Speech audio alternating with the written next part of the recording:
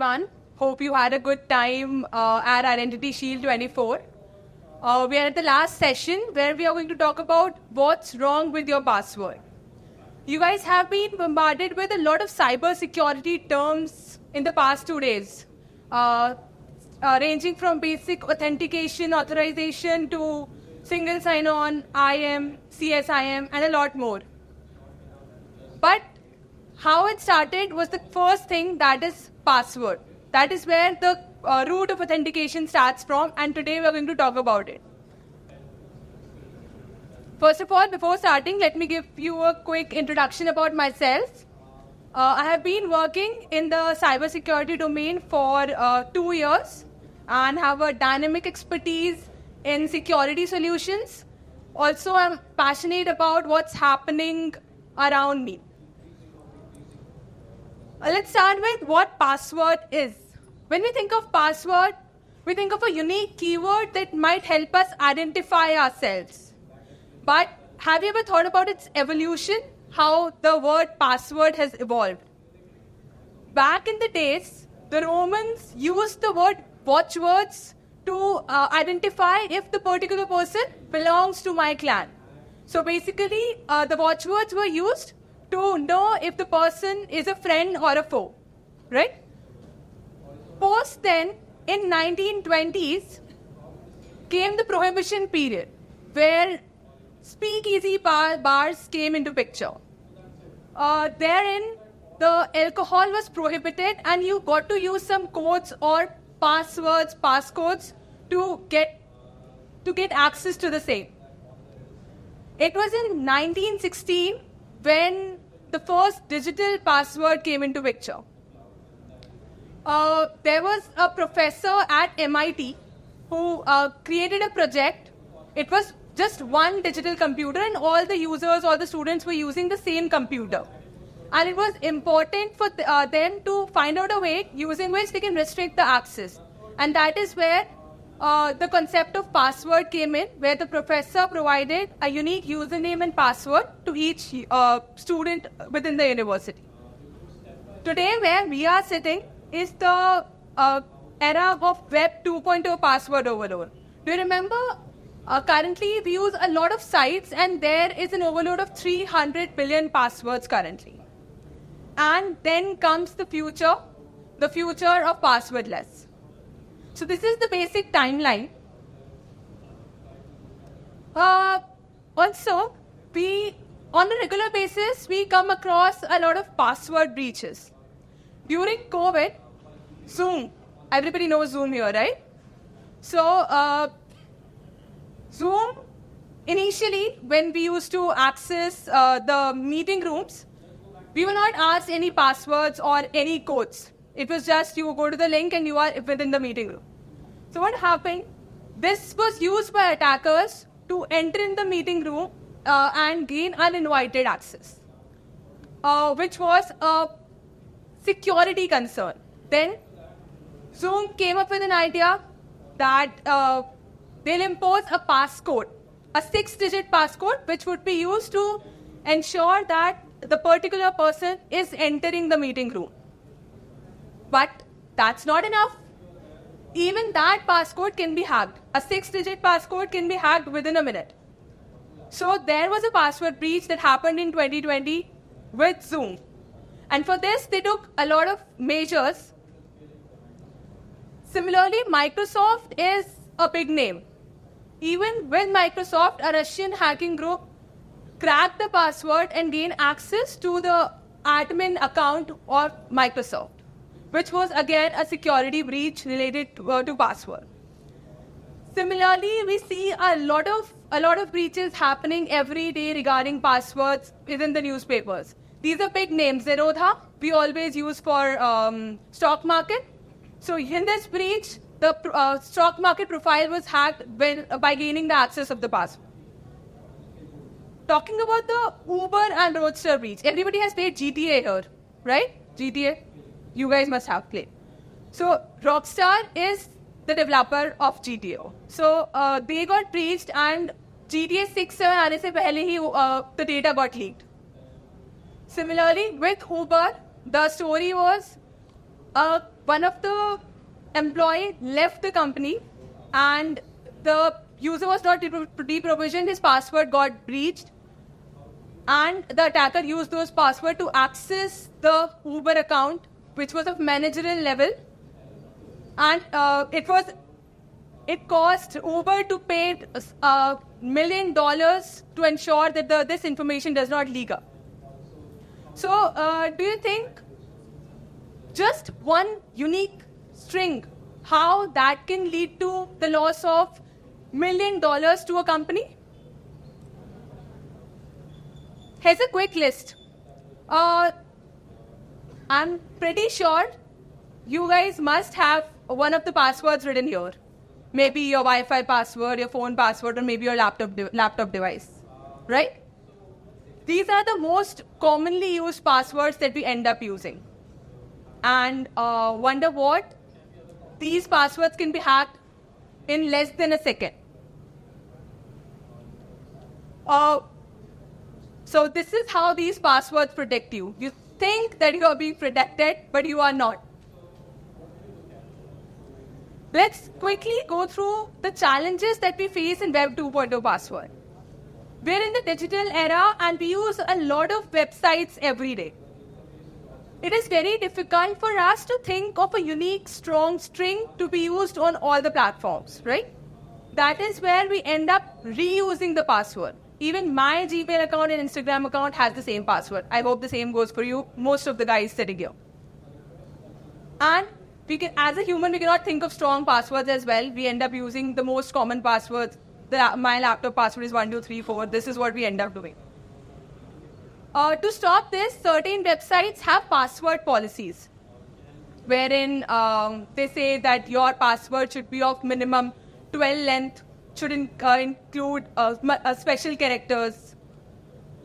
So that is pretty frustrating for normal users. Maybe. And these are the challenges that lead to the problems that we face with Web 2.0 passwords. Moving on, we enter in the password as plain text, but obviously that is not stored as plain text. There have been password breaches at each level. In 2018, there was a Facebook password breach where they admitted that the password was stored as plain text for some of the users. Basic encryption. Encryption is a string which can be decrypted as well. So we cannot store password by encrypting it as well, because in that case it can be decrypted once we get the key and it's done. So there came the concept of hashing passwords. It's okay to hash the password altogether, but it would be still, it can be breached. We'll talk about how hashed passwords can be breached in the next slide. The current algorithms that we use, what happens is you enter in the user password, we attach a salt to it. Salt is a random string. It can be a random string of any length. It goes through hashing algorithm. A hashed password is created of the string and stored in the database. This is basically we are trying to secure the plain text string. Talking about the hashing algorithms, what a hash is. Hash is basically whatever you give to that function, it is going to give you a string of a particular length. These are different hashing algorithms with increasing level of security. So how can we increase the level of security? If we increase the length of the hash. So basically, the length of hash that is created by each of these algorithms keeps on increasing. Right? Moving on, still, as I mentioned, the hashed passwords can still be breached. The attacker can come up with a string that has the same hash and then use it on different platforms. So these are the different password cracking techniques that attackers might use. Starting with rainbow tables, it is a set of passwords along with their hashes. So maybe you can come up with a string and keep on making hashes out of it. There could be a moment where the hash matches the string that is present in the rainbow table. Brute force is hit and trial. You keep on trying the password, and maybe at a point you get the attacker might get a password that matches the hash. It is always recommended to not use dictionary words in your password. That is to get protected from the dictionary attack. So in dictionary attack, what happens, all the words that are present in dictionary, they are being hashed and being matched with the password that you have entered. Hybrid attack is a merge of brute force and dictionary. Credential stuffing attack. We just talked about reuse of passwords, right? So there could be a site which is less secured. The attacker can get password from there and use it on other secured sites and get more information out of it. That is credential stuffing. Getting password from one place and stuffing it on other places to get more information out of it. I doubt there are all these what happens. These are some open source password cracker tools that are present. Is there anyone here who has attended Let's Hack session today? No one? You attended? Okay. So you must know the implementation of one of these tools. Maybe you can just make note of it, and after the session you can just try your hands on them. Let's summarize what's wrong with the current passwords that we use. We all the first and foremost thing is we lack awareness. We end up using the same password everywhere. We use very short password. Even if we know that including a special character can increase the time of attack.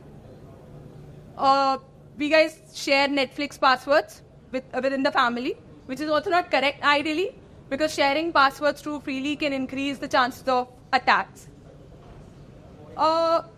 We do not update our passwords. Like, is there anyone who go regularly and update their Gmail passwords? No, we don't do that. So that is one of the things that we should focus on. We should regularly update the password. Also, the people around us can know about our personal information. And that is why we do not include our personal information within the password.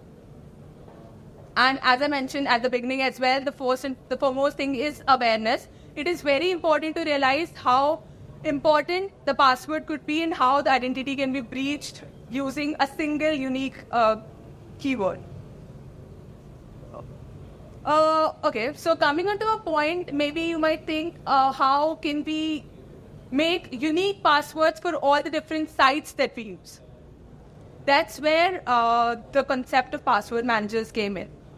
So password managers can help you create unique and strong passwords for each site. And you don't even have to remember it. As and when you are going to that particular site, they're going to fetch it for you. There's going to be just one master password, and all the other password will be stored within the vault. And you'll have to remember just one single password, and you can create one out of it. There are two types of password managers. One is that are locally installed on your site, on your environment, and the other one is web-based. Let's quickly go through the pros and cons of the on-premise or the offline password managers. The passwords are stored on your device in an encrypted file. So the pros would be it cannot be reached by the attacker. It is on your site, right? So that would eliminate the risk of someone reaching your site. And it is free, of course. So that is one of the pros. Talking about the cons, you cannot use it on multiple devices. And if you lose the device, all your passwords are gone. That is why it is recommended to use online password managers, wherein all your passwords are in sync. You can. It is usually a paid service, and you'll need internet connectivity to use on multiple devices. So, moving on, I have a quick quiz for you guys. As I mentioned at the beginning, that you must be bombarded with a lot of cybersecurity keywords at the top. I missed out the famous password managers. You can, if you are not using one, you can try out these password managers. There is another feature that password managers provide is where you can enter in your current passwords and check how strong they are. So if you're not using password managers yet, you can start using it today. The quiz would be, I'll show you some pictures here. You guys have come up with a lot of, you guys have attended a lot of sessions. You'll have to identify what the image represents, right? Are you guys with me until now? Just, okay. So you made it to the last session, that's great. What does this image represent? Anyone? There's someone to that control. Yes, that's correct. So where's you can catch it maybe before. Yo. Alright. So moving on. Anyone? You're not supposed to answer, remember? Anyone else? Acha, any of the MFA methods that you remember? What did we? You want to? Okay, that's great. I'm so sorry. The next one will be a tough one. What did anybody been they seen? About the animal that you Anyone? yes, I know it. But all that's the sugar the port. Yep. Idiot. The blue arrow. What do you mean? This could be a tougher one. You don't know. Anyone from the back? You wouldn't go out that other stadium thing. You were correct though, but anyone from the back? Anyone? Any guesses? Who was it? Yes, sir.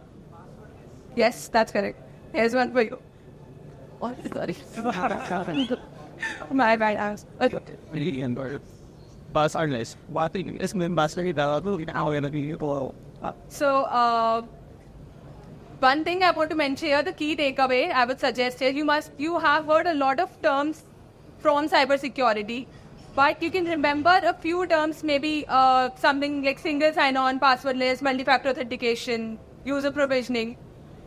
Take this as a takeaway for the students especially. Cybersecurity is very vast, and you can start with these terms and understand how things go on. So I hope you guys had a good time here. I would be glad if you could provide me with a quick feedback and any questions, anything maybe from this session or anything from the complete summit. I'll be happy to answer. I would have all the dollars to guys and the deal is zero. Yes. The bit off. What should we do? I bear what you still on. You can use password bolts. So No. The period of time, the password should be changed. Like हमें password कोई change करना है. Like आपने कहा ना कि regularly password change करना है. तो what should be the timeline or period? Like month, year. So when you start using password managers, you don't have to do that manually. They have a feature that changes those passwords regularly.